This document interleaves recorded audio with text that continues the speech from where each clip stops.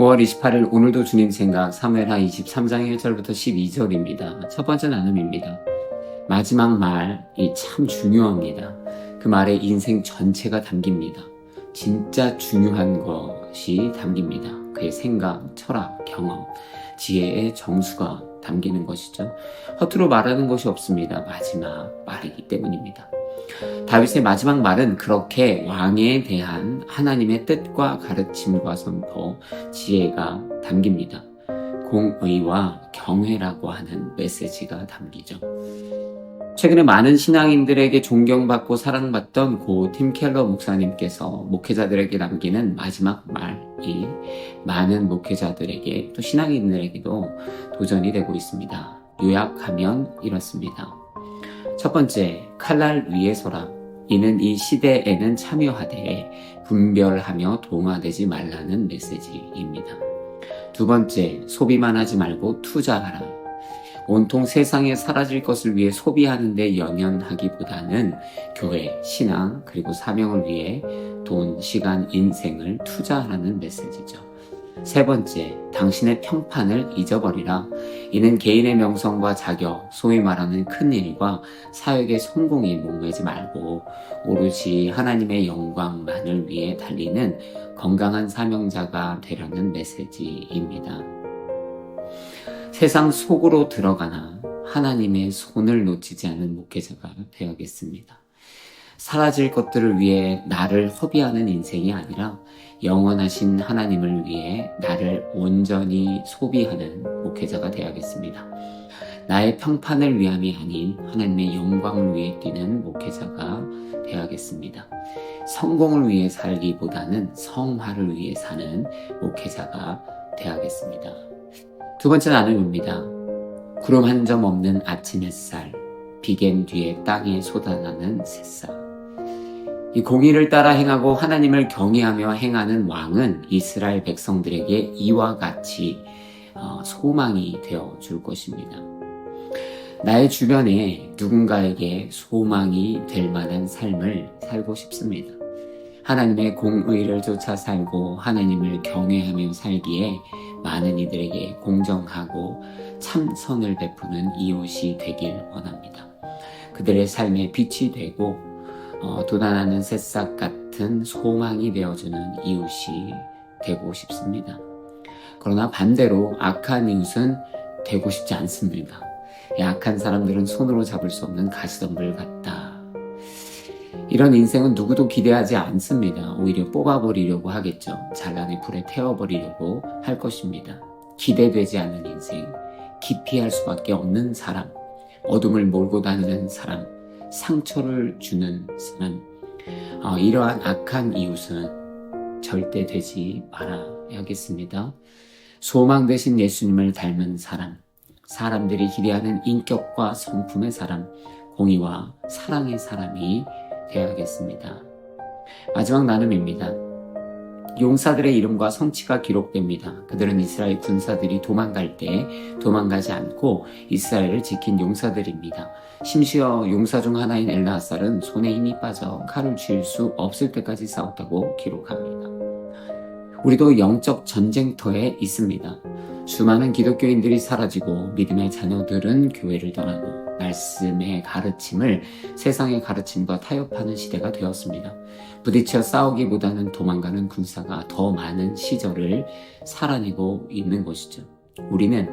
나는 어떻게 할 것인가? 그러므로 결단이 필요한 순간입니다. 누군가는 수많은 이스라엘 군사처럼 도망갈 것입니다. 누군가는 엘르하살처럼 손에 쥐가 나도록 싸울 것입니다. 어떤 삶을 살 것인지 이제 결정해야 합니다. 다만 결정하기 전에 기억해야 할 것은 하나님은 오늘 도망간 자들의 이름이 아닌 용사들의 이름을 기록해 주신다는 사실입니다. 이 사실이 어떻게 결정할지에 대해서 조금은 도움이 되었으면 좋겠습니다. 끝까지 싸우는 자, 두려움을 이기고 전진하는 자, 모두가 도망가도 지켜야 할 믿음의 땅, 사명의 땅을 지키는 자에게 하나님의 약속된 승리가 주어질 줄로 믿습니다. 아멘. 그러므로 이왕이면 다 같이 용사가 되었으면 좋겠습니다. 아멘. 5월 29일 오늘도 주님 생각 사무엘하 23장 13절부터 39절 말씀입니다. 첫 번째 나눔입니다. 누가 베들레헴 성문 곁에 있는 우물에서 물을 가져다 주겠느냐?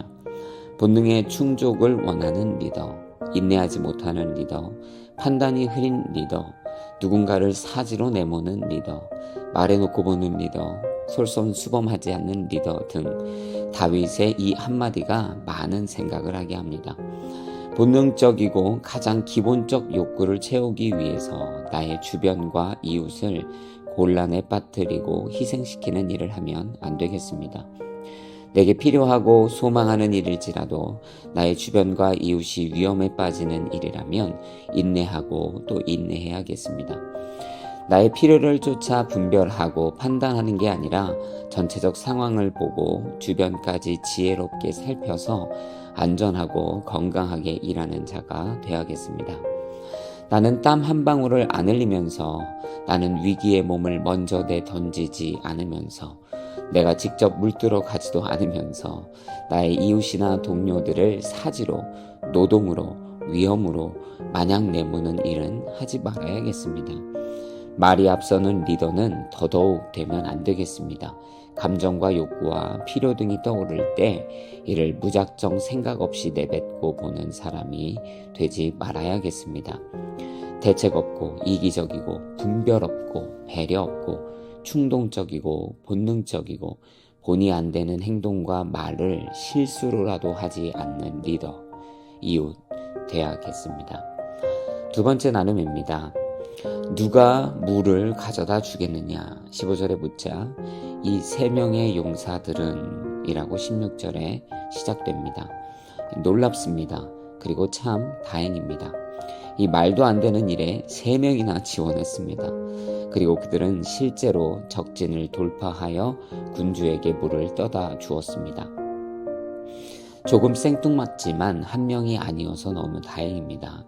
물론 3명이 해도 힘든 일이긴 합니다. 그러나 위험의 길도 동행하는 친구가 있고 동역하는 동료가 있다면 한결 수월하기 마련입니다. 서로가 서로에게 힘이 되고 위로도 되고 보호도 됩니다. 혼자는 불가능한 일도 이와 같이 하면 가능한 일이 참 많습니다.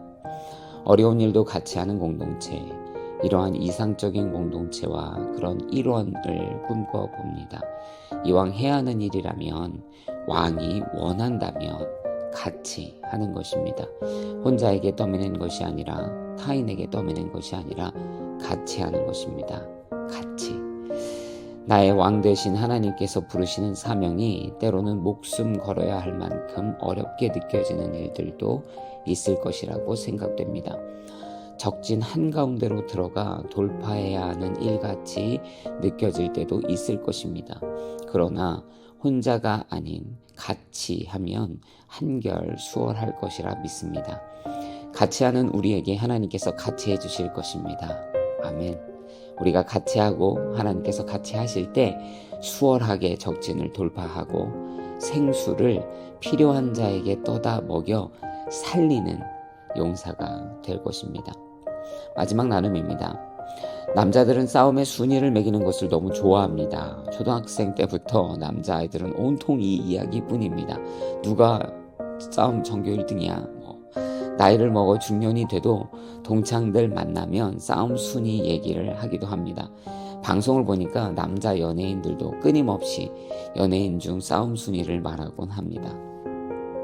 그러나 이들의 싸움 순위는 인정받지 못합니다. 왜냐하면 모두 소위 말하는 카더라 순위이기 때문입니다. 진짜 일어나지도 않았고 본 적도 없는 생각과 그들만의 구술에 의해서 정해진 순위라는 것입니다. 그러니 공신력은 없습니다. 그러나 UFC 혹은 권투는 다릅니다. 공정한 심판 그리고 반복되는 대전의 결과에 따라 데이터가 축적되고 그에 따라서 순위가 결정됩니다. 그래서 이 순위는 공신력을 얻게 되죠. 실제 순위에 따라 실력 차이가 상당합니다. 서론이 길었습니다. 오늘 본문의 다윗의 용사들도 싸움 순위가 정해져 있습니다. 처음 3명, 그 다음 3명, 또 이어지는 30명 등등입니다. 이들의 용사 순위는 카더라 순위는 아니죠. 이들이 실제 전쟁에서 피 흘리며 승리한 역사에 기반한 정확한 순위입니다. 이처럼 하나님의 용사는 그냥 되는 것은 아닙니다. 실천과 결과물이 반드시 필요하다는 얘기입니다. 이것이 용사로 인정받는 기준이 됩니다. 소문도 아니고 몸짓도 아니고 큰 목소리도 아니고 개인의 주장도 아닙니다. 용사는 반드시 실제 전쟁터에서 싸워보고 결과를 마주하는 그 데이터를 통해서 순위가 결정되는 것입니다.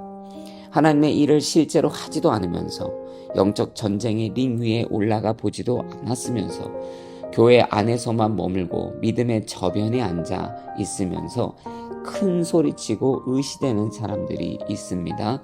소용없습니다. 아무리 소리 지르고 주장해 봐야 오늘 성경의 기록처럼 못 미치는 30인 혹은 30인의 이름을 못 올리는 수많은 군사 중 하나가 될 뿐입니다. 이왕이면 찐 용사 되고 싶습니다. 말로만 싸움장 신앙인이 아닌 실제 뛰고 싸우는 용사가 되어야겠습니다. 아멘. 5월 30일 오늘도 주님 생각 사무엘하 24장 1절부터 14절 말씀입니다. 첫 번째 나눔입니다. 어느덧 아내와 결혼한 지 10주년이 되었습니다. 할렐루야. 짧다면 짧고 길다면 긴 이 시간들을 통해서 더욱 성숙하고 돈독한 부부가 되었다고 생각합니다. 그러나 돌이켜보면 참 많이도 싸웠습니다. 가벼운 다툼들이 대부분이었지만 간혹 아내의 진노를 경험하기도 했습니다. 물론 아내가 처음부터 진노한 것은 아닙니다. 제가 똑같은 잘못을 반복하니까 언짢음으로 시작됐던 마음이 진노까지 이르게 된 것입니다. 별거 아니라고 생각되는 일이지만 1, 2, 3년 반복하면 별거 아닌 일도 별거가 되기 마련이고 그러다가 별거 하는 것이겠죠. 그래서 반복해서 짓는 죄가 제일 나쁩니다. 잘못을 반복한다는 것은 회개하지 않았다는 의미고 깨닫지 못했다는 의미고 깊이 생각하지 않는다는 의미고 의지적으로 거부하겠다는 메시지를 담고 있기도 합니다. 그래서 세상의 법도 자꾸 같은 죄를 반복하면 가중처벌을 하게 됩니다. 그런 자들에게는 자비도 없습니다. 하나님의 진노의 심판을 안 받는 가장 지혜로운 방법은 그래서 죄를 반복하지 않는 것입니다. TMI지만 저는 이제 아내의 진노를 마주하지 않는 것 같습니다. 10년쯤 되니까 이제 배울 만큼 배운 것 같고 깨달을 만큼 깨달은 것 같습니다. 물론 아직 여전히 다투고 때로는 서로를 언짢게 하지만 더 이상 똑같은 잘못을 계속 반복하면서 서로를 진노의 소용돌이로 몰아넣지는 않습니다. 죄를 반복하지 않아야겠습니다. 잘못을 반복하지 않아야겠습니다.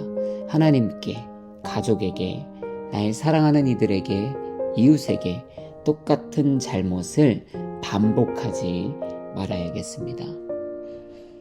두 번째 나눔입니다. 이스라엘 백성이 죄를 졌는데 하나님은 왜 다윗을 부추기심으로 같이 심판하기 원하실까요? 아이가 죄를 지면 사람들은 이렇게 말합니다. 부모는 도대체 뭘 하고 있었던 거야? 죄를 지은 건 아이인데 모두 부모를 찾습니다. 책임을 아이에게만 묻지 않고 부모에게도 묻는 것입니다. 오늘 본문이 이와 같다고 생각됩니다. 죄는 이스라엘 백성이 지었습니다. 그러나 다윗도 책임이 있는 것이죠. 그가 바로 이스라엘 백성을 다스리는 왕이기 때문입니다. 왕은 백성이 죄를 짓는 것을 그냥 두고 보아서는 안 되는 사람입니다. 부모는 자신의 아이의 죄를 막아야 하듯이 왕은 자신의 백성의 죄를 막아야 하듯이 나의 죄뿐 아니라 사랑하는 이들의 죄까지도 같이 주의 깊게 살피고 막아야겠습니다. 나의 역량이 닿는 곳이라면 어디든지 손을 뻗어 죄를 멈추게 만드는 자가 되어야겠습니다. 나의 자녀, 가족, 교회, 더 나아가 동네, 세대, 민족, 나라까지도 내 손이 닿는다면, 다시 말해 내가 그런 사회적 지위와 권력을 가진 자라면 그때마다 손을 뻗고 목소리를 높여 그들이 죄에서 돌이키게 하는 자가 되어야겠습니다. 아멘. 5월 31일 오늘도 주님 생각 15절부터 25절입니다. 첫 번째 나눔입니다. 단에서부터 부엘세바까지 7만 명이 죽었습니다. 이스라엘의 최북단에서 최남단에 이르기까지 빠짐없이 죽었다는 의미입니다. 그렇게 죽은 수가 자그마치 7만 명입니다. 이 7이라는 숫자가 이스라엘에게 완전수의 의미라는 것을 상기해 보았을 때 하나님의 계획하신 심판이 온전하게 이루어졌다라는 것을 떠올리게 되기도 합니다. 하나님의 심판은 이와 같이 피할 수 없습니다. 어디에 숨어서 될 일이 아닙니다. 세상의 재앙은 잘만 피하면 피해지고 운이 좋아도 피해집니다. 재앙이 한 지역에 국한되기도 하고 한 시간대에 국한되기도 하기 때문이죠. 그러나 하나님의 심판은 그렇지 않습니다. 하나님께서 심판하시기로 작정한 사람들은 어디에 있든 언제 있든 하나님의 심판을 피할 길이 없습니다. 마지막 때에 모두가 하나님의 심판을 이와 같이 받을 것입니다. 한 명도 빠짐없습니다. 피할 길은 없습니다. 결국 하나님을 믿지 않으면 살 길이 없다는 얘기죠.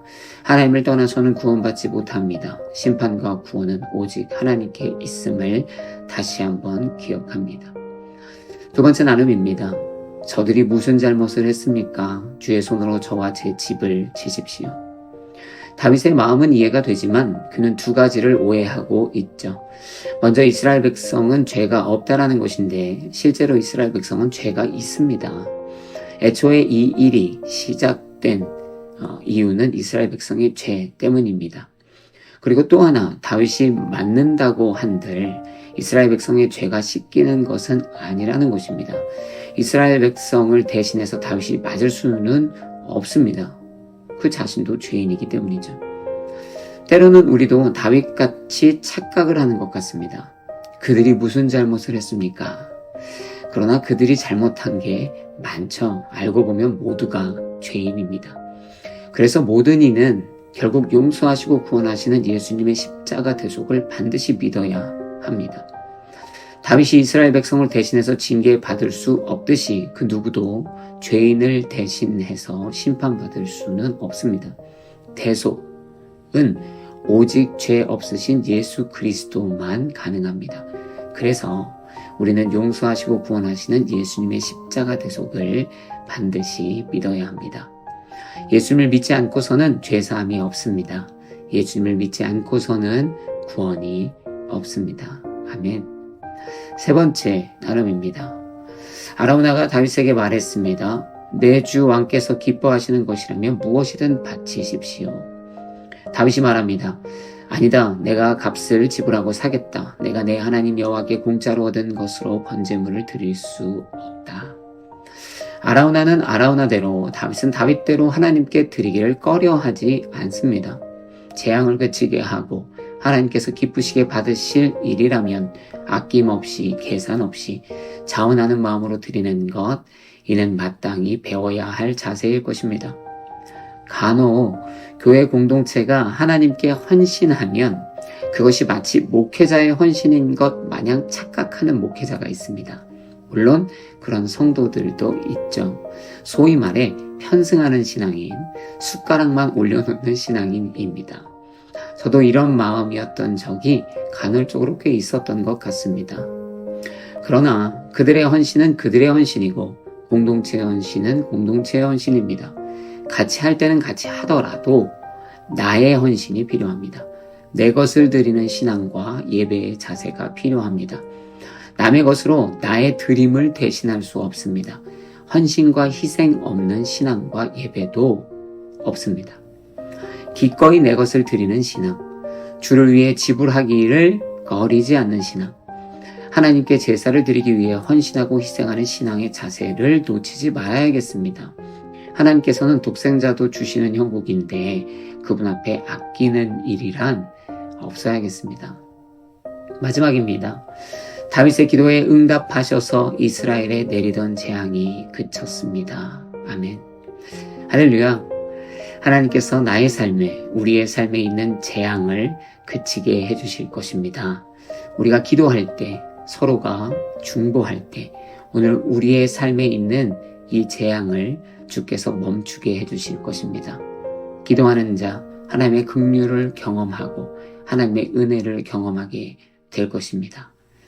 문제가 해결되는 하루, 극복하는 하루, 뛰어넘는 하루, 자유해지는 하루, 회복되는 하루 경험하시길 축복합니다. 아멘. 6월 1일 오늘도 주님 생각 디도서 1장 1절부터 16절 말씀입니다. 첫 번째 나눔입니다. 하나님의 종이요 예수 그리스도의 사도인 바울이 편지를 쓴다. 내가 사도가 된 것은 하나님이 택하신 사람들이 믿음과 경건에 이르는 진리를 아는 지식을 위한 것이요. 신앙인으로서의 명확한 정체성, 그리고 사명의식과 목적, 이는 신앙인이라면 모두가 바울과 같이 정확하게 알고 있어야 하는 부분입니다. 반복적으로 점검하고 자문해야 하는 영역인 것이죠. 그러므로 오늘 이 말씀과 함께 다시 점검해야겠습니다. 하나님 앞에서 나는 누구인가, 무엇을 하고 있는가, 맡겨진 일을 잘하고 있는가. 만약 점검해보고 그렇지 않다면 다시 재정비해야겠죠. 건강한 정체성에서 건강한 자존감을 갖게 됩니다. 정확한 사명의식이 있어야 성실한 삶의 태도를 가지게 됩니다. 목적은 방향을 설정하는 데 가장 큰 도움이 되고 방황하는 인생의 돌파구가 되어줍니다. 바울을 닮아 건강한 정체성과 사명의식, 또 목적의식을 가지고 사는 삶이 되어야겠습니다. 두 번째 나눔입니다. 세상의 리더는 성품보다는 능력의 무게를 더 두는 듯 보입니다. 예를 들면 리더를 뽑을 때 경력, 능력, 기술 등을 철저히 수치화해서 살펴보는 과정이 있습니다. 물론 능력과 성품 모두가 좋다면야 금상첨화입니다. 그러나 안타깝지만 그런 사람은 드물죠. 그래서 보통은 능력이 있는 사람을 뽑습니다. 리더로 책임지고 일하는 데 있어서는 능력이 성품보다 더 중요하다는 생각들을 하기 때문이죠. 그래서 실제로 성품이 모나도 능력이 확인되면 고용하고 승진시키지만 성품이 아무리 좋고 평판이 좋아도 능력이 없는 사람은 고용하거나 승진시키지 않는 경우가 많죠. 이뿐만이 아닙니다. 조금 더 불편한 진실이 있죠. 세상은 리더를 뽑을 때 배경으로 뽑습니다. 태생적인 금수저 말입니다. 그들은 세상의 다른 이들보다 태생부터 한두 발 앞서 있습니다. 이 방법이 옳다라고 말할 수는 없지만 현실에서 흔히 일어나고 있는 일이기 때문에 없는 척 할 수는 없습니다. 그래서 사람들은 태생 때문에 좌절하기도 하고 배경 때문에 좌절하기도 합니다. 그렇다면 하나님은 교회의 리더가 되는 이 장로 감독직을 어떻게 세우실까요? 하나님은 능력보다는 성품이고 인격을 보시죠. 또한 하나님은 태생적 배경으로 리더십을 판단하지 않으십니다. 그들의 부모가 믿음의 가족이기 때문에 리더로 뽑거나 사도의 자녀이기 때문에 무조건적으로 교회의 장로를 만들거나 하지 않습니다. 부자라는 배경 때문에, 높은 사회적 지위라는 배경 때문에 무조건적으로 리더로 세우는 그런 일은 하나님께서 행하실 때 일어나지 않습니다. 그래서 저는 이렇게 결론 내리고 싶습니다. 신앙과 고결한 성품, 그리고 실력을 두루 겸비한 사람이 되는데 집중해야겠다. 이 태생적 배경이 화려하거나 위대하지 않아도 그로 인해 실망하거나 좌절하지 말아야겠다. 하나님과 사람들이 모두 인정할 만한 리더의 자질을 갖추는데 오히려 집중하자. 하나님께서는 신앙과 성품, 실력과 본질을 갖춘 자를 리더로 부르시고 하나님의 일을 위해 귀하게 사용하실 것입니다. 아멘. 사실 참 리더는요, 임명되는 것이 아니고 자연스럽게 인정받는 것입니다.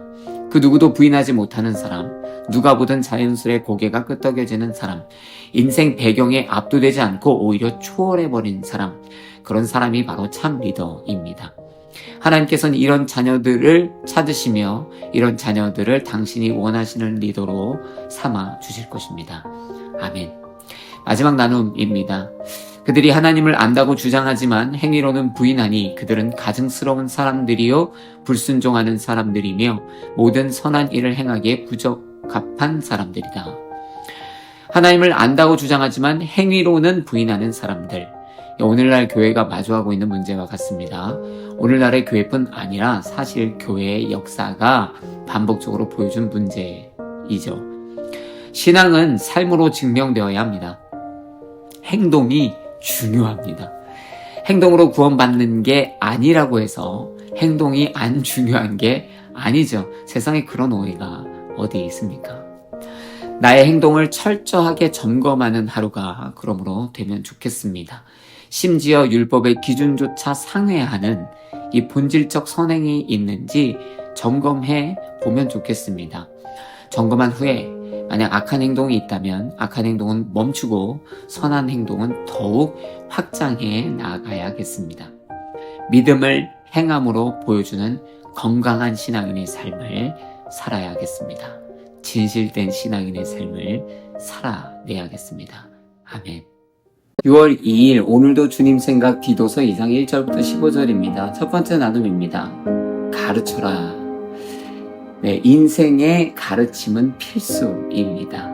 이 적절한 가르침이 없다면 그게 누구든지 간에 실수로 가득한 인생, 무질서로 가득한 인생, 악함으로 가득한 인생, 우회로 가득한 인생이 될 것입니다. 잦은 실패는 필연이 되고 성장은 더딜 수밖에 없죠. 그런데 이토록 중요한 가르침을 거부하는 문화가 오늘날 어느 정도 형성되어 있다 생각되어집니다. 가르침에 꼰대의 잔소리라는 프레임을 입혀서 소중한 가르침의 가치를 훼손시키는 일이 일어나고 있는 것이죠. 물론 우리 때는 말이지로 시작하면서 실상은 가치 없는 잔소리가 있는 것도 안타깝지만 사실입니다. 때론 그들의 가르침이 지혜가 아닌 편협한 전통일 때도 있습니다. 불합리한 얘기일 때도 있습니다. 그러나 정말 진주 같은 가르침도 여전히 너무 많죠.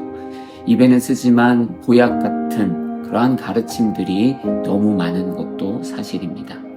그러므로 가르쳐야 한다면 바른 교훈을 눈치 보지 말고 가르쳐야 합니다.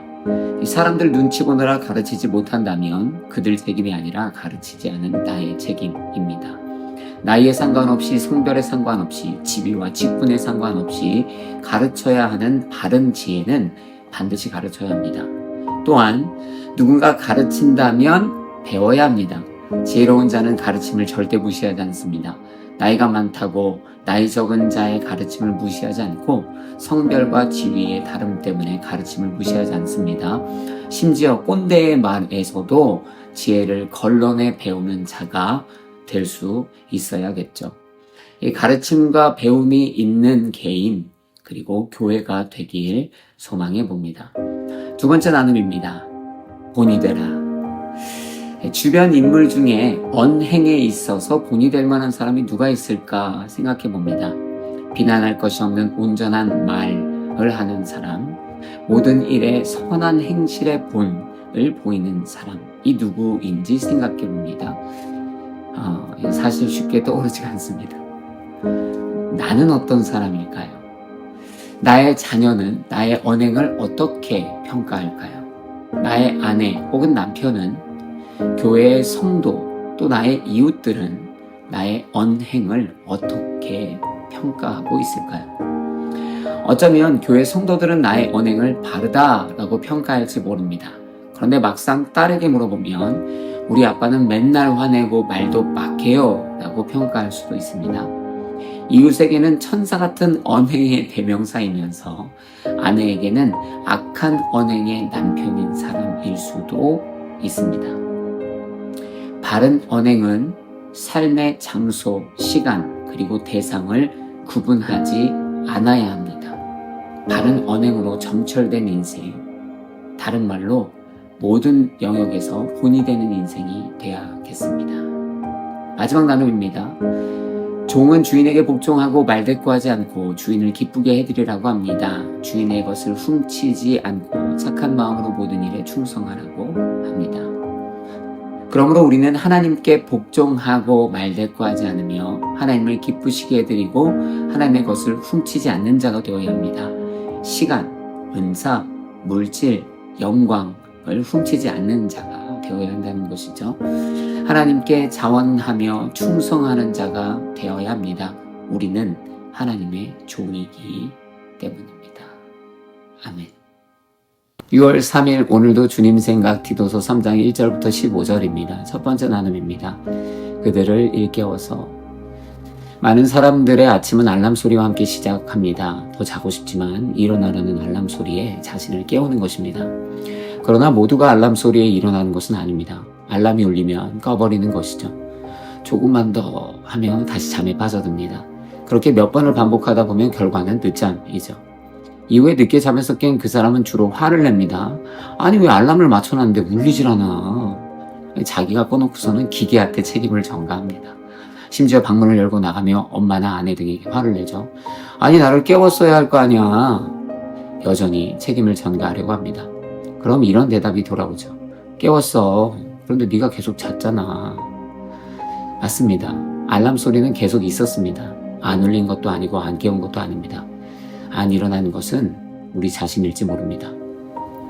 오늘 본문에 기록된 복종과 순종, 선한 일을 해야 하는 것, 남을 헐뜯지 않고 다투지 말아야 하고 너그럽고 온유한 사람이 돼야 하는 이 알람은 이미 켜져 있는지 오래였습니다.